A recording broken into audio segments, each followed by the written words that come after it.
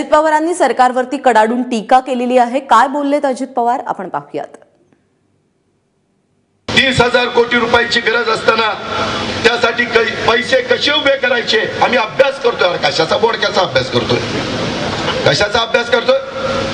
त्याच्यामध्ये कर्जमाफी करण्याच्या करता त्या योगी ती काय भगवं घातलं म्हणून त्याचा अभ्यास झटक्यात झाला आणि तुम्ही जॅकेट घालताय म्हणून तुमचा अभ्यासाला उशीर लागतोय. त्याला काही उत्तर आहे का नाही? त्यांना गो हत्या चालत नाही परंतु शेतकऱ्यांची आत्महत्या चालतात.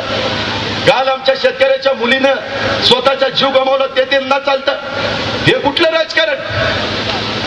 कुणावर या निमित्तानं मनुष्यवधाचा त्या ठिकाणी गुन्हा दाखल करायचा?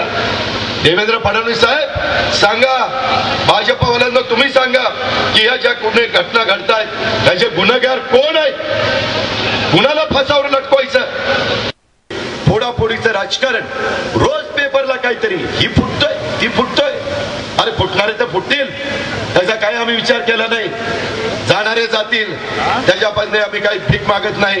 परंतु एक गोष्ट तुम्ही लक्षात ठेवा, अशा पद्धतीची माणसं ती पावसाळ्यामध्ये कशी कुत्र्याचे छत्र्या उगवतात ना, माहिती का तुम्हाला छत्र्या? तशा पद्धतीची औलादे काही इथं तसल्यांचा विचार नाही करून चालणार. आपल्याला लॉंग टर्मचा विचार करायला पाहिजे. त्याची जाणीव त्या ठिकाणी ठेवा आणि निव्वळ नुसतं चाय पे चर्चा, मन की बात. आता तर काय मुख्यमंत्रीची बात? अरे कशाची बात?